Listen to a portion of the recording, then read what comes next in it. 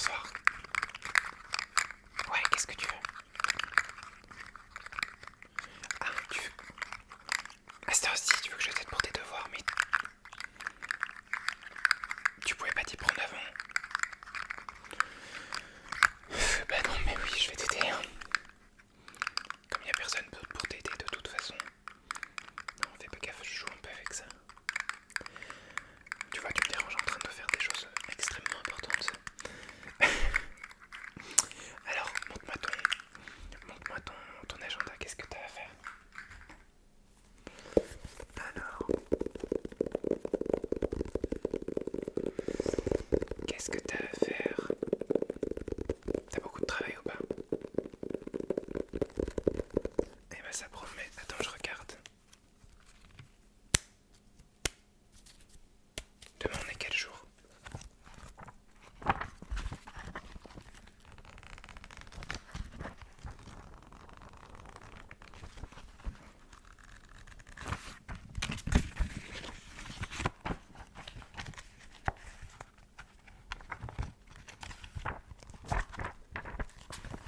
Ah, nous y voilà. Alors, du coup tu as de l'italien, de l'arabe, du latin et du français. Non, on n'aura pas le temps de tout faire.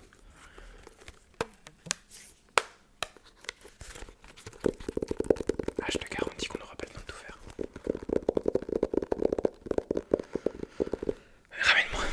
Ramène-moi ça. On va voir ce que je peux faire.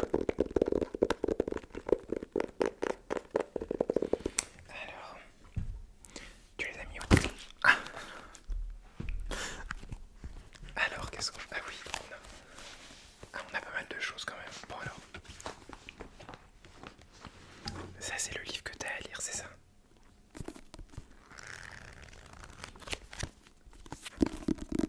Le livre du duc des vrais amants, Christine de Pizan, bah, c'est très bien ça. Donc en français, je savais pas qu'en français vous faisiez aussi la littérature médiévale. C'est pas mal, hein? Oui, c'est une autrice du XIVe siècle. 14e, 15e d'ailleurs, parce que je crois que le livre est du 15e, oui tout à fait. Alors, ah oui, donc c'est une version bilingue. Oui, donc t'as le français moderne d'un côté, et puis t'as l'ancien français de l'autre, quoi. Qu'est-ce que ça donne? Alors,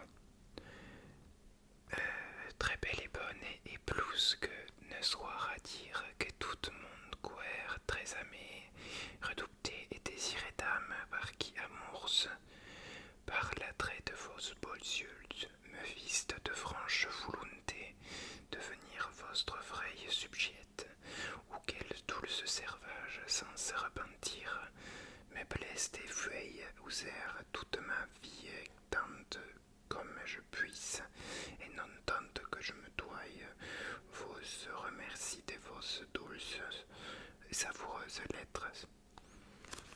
Et oui, puisqu'à l'époque, en fait, bon, tout ce qu'on sait de la prononciation du français de l'époque, en fait, c'était que on lisait toutes les lettres, quoi.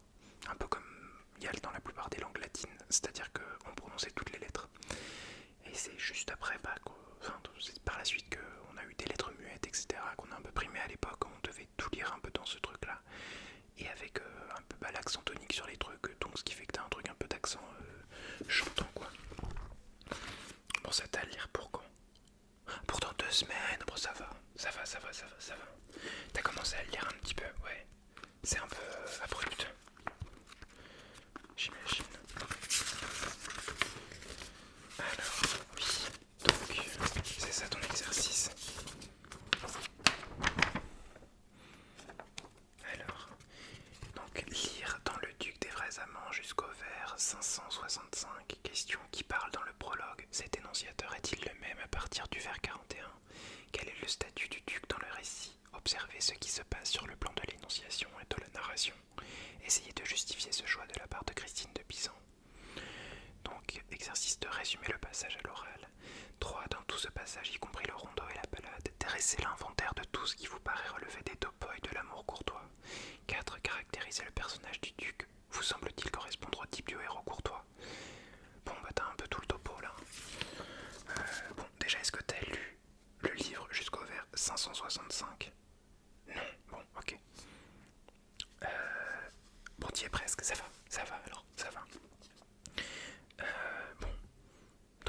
tu sais qui parle.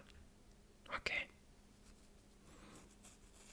Bon, et t'as un petit peu vu Christine Le Pizan. Alors, bon. Et pour le français, donc majoritairement, t'as l'air d'avoir quand même vachement avancé.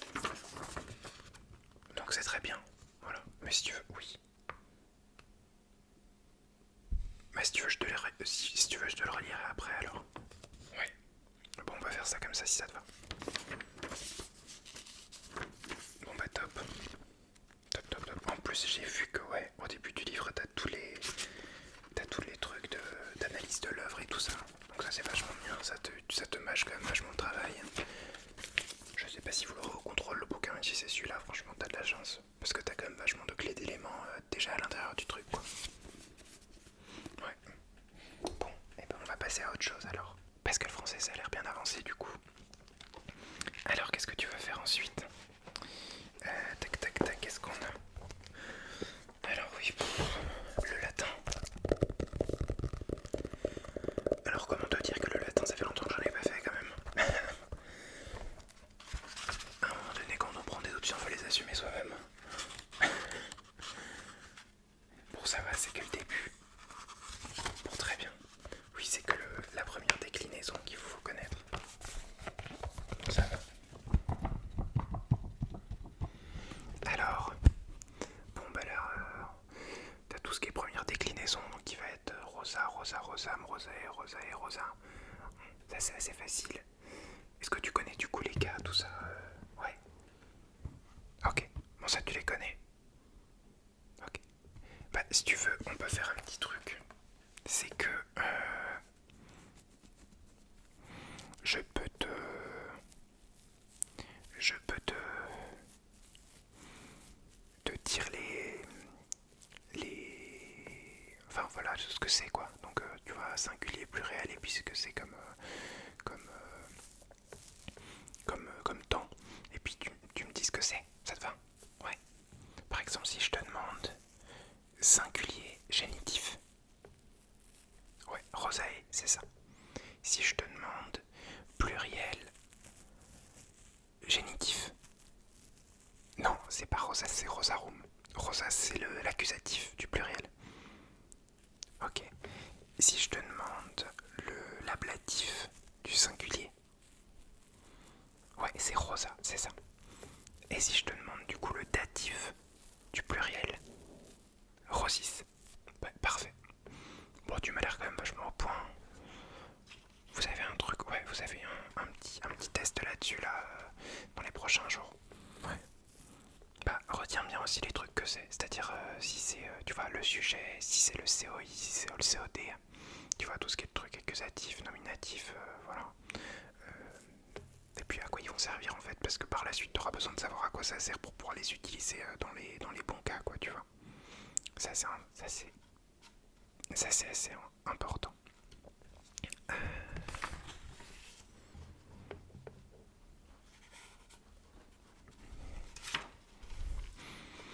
Bon bah très bien, on en refait du coup une petite passe.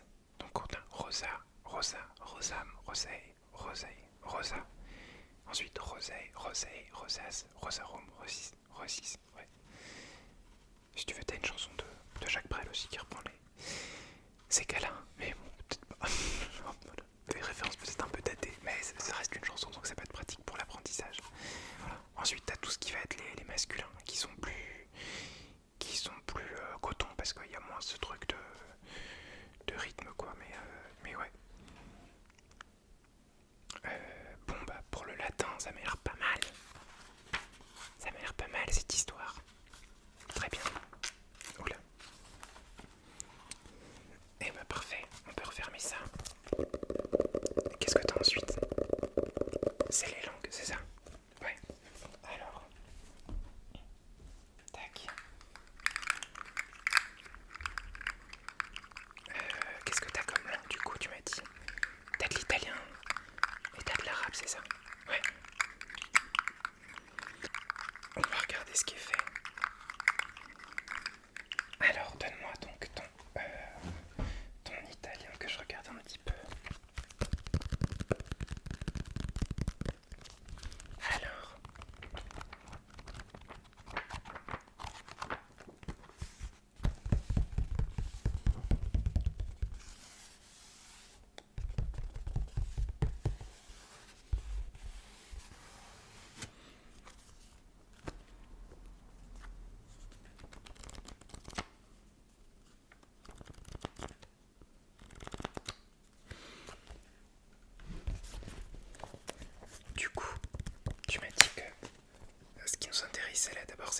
c'est ça?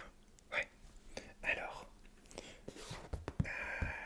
donc tu me dis que tu dois apprendre les régions et les capitales, c'est ça? Bon, bah ça c'est du par cœur. Ça il faut savoir que bah, déjà, bon ça te servira pas tout le temps, mais c'est vrai que connaître les grandes villes italiennes ça peut quand même être pratique si tu pars en vacances. Donc même si tu vas travailler là-bas quoi. Alors, bah si tu veux, je peux te pointer une, une région et puis tu me dis quelle est la capitale, ça te va? Ok. Alors, je vais faire des faciles pour commencer. Alors, c'est quoi la capitale du Veneto? Ouais, c'est Venise, Venezia, ouais c'est ça. C'est quoi la capitale de la Campanie, Campania? Ouais, c'est Naples, c'est ça. Et c'est là où t'as Pompéi et tout ça quoi. C'est quoi la capitale de la Sicile? C'est Palerme, ouais c'est bien. Alors, peut-être un peu plus dur, c'est quoi la capitale des Pouilles? Puglia. C'est Paris, ouais, c'est une cité balnéaire sur l'Adriatique, c'est très sympa. Tac tac tac, un petit truc. Ah, la capitale de l'Ombrie. Umbria. Perugia, ouais, Pérouse, c'est ça. Et puis, la capitale du Piémont, ça qui est frontalière avec la France. Ouais, c'est Turin, c'est ça. Bravo. Bon bah t'es doué, hein. Franchement, parfait. Alors, qu'est-ce que tu avais d'autre? Bon, tu avais aussi des trucs de langue, c'est ça que tu me disais? Ouais. Alors, dis-moi. Tac, tac, tac, tac, tac, tac, tac. Ouais, ok. Donc, c'est page 36, c'est ça? C'est les articles. Très bien. Alors, donc les articles, ça c'est assez facile. En italien, tu veux pas trop te tromper. Ouais. Donc, pour le singulier masculin, c'est il. Et pour le féminin singulier, c'est la. Là, pour le coup, pas de souci. Normalement, c'est assez facile. Donc là, par exemple, devant une consonne, c'est il ragazzo, le garçon, et la ragazza, la fille. Ça, c'est facile. Bon, bah, très bien. Quand tu as une voyelle en italien au singulier, qu'est-ce que ça fait? Ouais, c'est ça, il faut mettre une apostrophe. Par exemple, una amica, ce sera un, virgule, amica. Et donc ça donnera l'amica, L apostrophe amica. Très bien. Et au masculin, comment ça marche? Pareil, parfait. Donc si t'as amico, ce sera un amico, l'amico. C'est ça.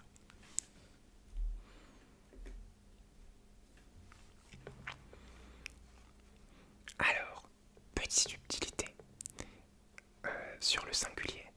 Quand on a un S, ce qu'on appelle un S impur ou un Z, c'est-à-dire que ça va être tout ce qui va être un S impur, c'est-à-dire que généralement c'est un S plus une consonne. Par exemple, lo sport, lo stadio. Ok, donc ce sera lo. Et c'est pareil avec un Z. Ce sera lo zaino, le sac à dos. Ok, donc S impur, Z. Tu mets lo, sinon c'est il au masculin. Et un L apostrophe si c'est une voyelle. Parfait. Donc ça marche avec les deux, hein. C'est-à-dire que c'est l'amico, l'amica et l'enemico, l'enemica. Donc l'ami, l'ennemi. Ça te va? Parfait, ça a l'air clair. Maintenant, le pluriel. C'est donc le pluriel de il. C'est i. Ouais, c'est ça. C'est i. Donc ce sera il ragazzo, i ragazzi. Très bien.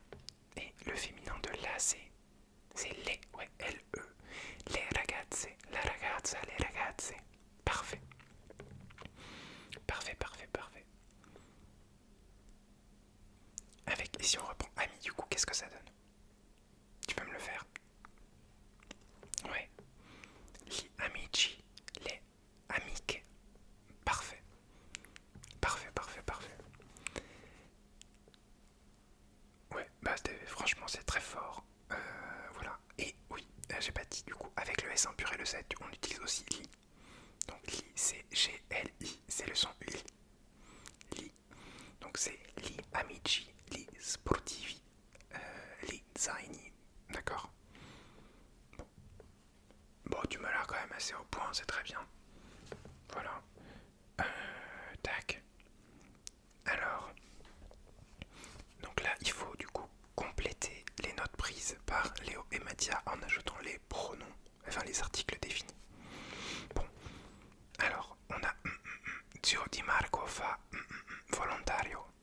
Donc là, ça va être ouais, lo Zio Di Marco fa il volontario. Parfait. Parte per Africa. Ouais, et l'apostrophe, c'est ça. Parte per l'Africa. Ospedale dove fa stage si trova ad Addis Abeba. Ouais. L'ospedale, l'hôpital dove fa stage si trova ad Addis Abeba. Lo stage si trova ad Addis Abeba. Parfait. L'hôpital où elle se trouve, ou l'hôpital où elle fait un stage se trouve à Addis Abeba. Dell'Ethiopia. La capitale dell'Ethiopia. Ouais, parfait. Collega di Marco è volontaria anche lei. Fa infermeria. Infermiera, pardon. La collega di Marco è volontaria anche lei fa l'infermiera. Parfait. Bon bah, nickel. Nickel. On a l'air... Je pense qu'on est bon pour l'italien. Ça, très bonne nouvelle. Ah, il te reste encore un truc en italien. Oh. Ok. Ok. Oui, bon, ça c'est pas très compliqué. Ouais.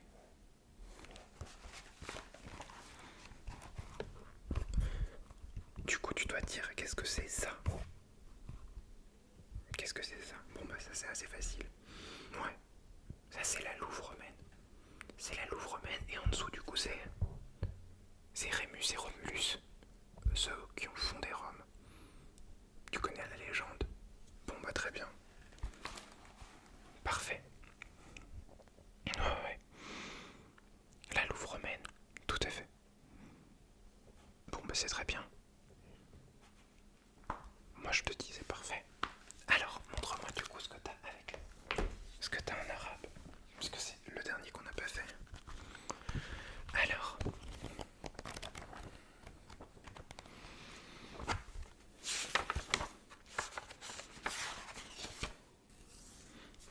Bon pour l'arabe c'est l'alphabet, c'est ça? Ouais. Alors, bon bah ça c'est assez. Ça tu vois c'est du par cœur aussi, hein. Ouais. Ok. Bah du coup on fait une petite révision de l'alphabet si ça te va. Très bien. Bon c'est un petit peu visuel mais... tac tac tac. Comment on peut faire? Bah je vais te le montrer et puis tu vas devoir me dire laquelle c'est comme lettre. Ok. Pour ça j'ai pris mes petits feutres. Je pensais qu'on en aurait peut-être besoin mais... Je vais les utiliser pour pointer. Les lettres, ça te va?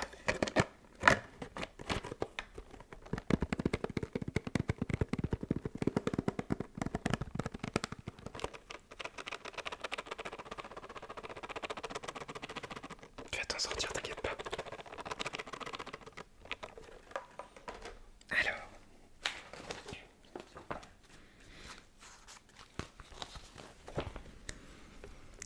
Alors. Qu'est-ce que c'est? Tac tac tac. Hop. Cette lettre-là. Ouais, ça c'est un gym. Ça fait le son je ou ja. Qu'est-ce que c'est cette lettre-là? Ouais, ça c'est le son. Ça c'est la lettre ça qui fait le son. Z, s, ça.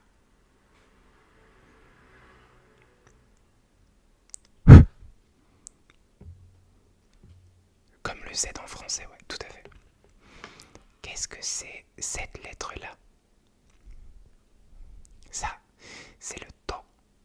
Temps. Temps. Donc en fait, c'est comme un T, sauf que il y a de l'emphase. C'est un T emphatique. C'est temps. Temps. Temps. Ok. Qu'est-ce que c'est cette lettre? Voilà, qui a deux formes selon où elle est dans le mot. Ça, c'est le K.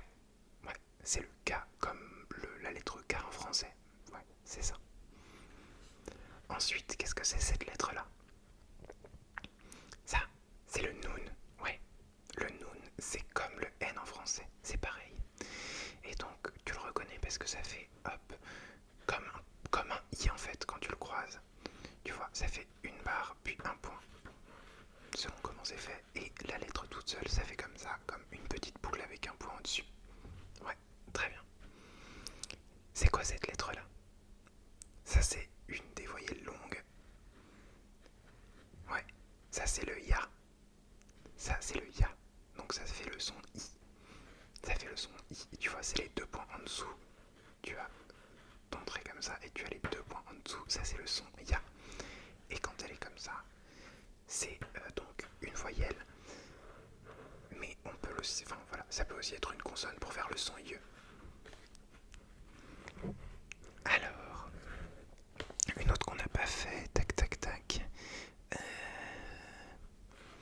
Ah bah tiens, faisons celle-là. Ça c'est quoi?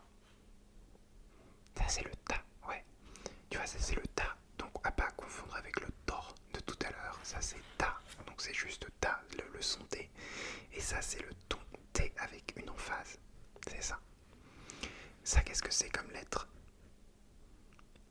Ça, ouais, c'est Chine. Chine, c'est le son che. C'est le son che comme dans chat, ouais. Donc, pour la différencier du sin, qui est comme le S, il y a 3 points dessus. Il y a 3 points dessus. Voilà. Et ça fait la lettre Chine. Les 3 points, tu les retrouves aussi là. Donc, la lettre juste après, le ta, qui est le sa, qui est le sa, qui est le sa. En fait, qui est un peu comme le TH en anglais. Comme quand tu dis that, the, there. C'est le TH, voilà. Donc c'est la lettre ça. À pas confondre avec le S qui est un ça. Là c'est un ça. Tu vois, c'est pas exactement la même position de la langue. C'est clair? Ouais. Bon bah très bien. On va faire aussi du coup une autre des consonnes. Ça c'est quoi?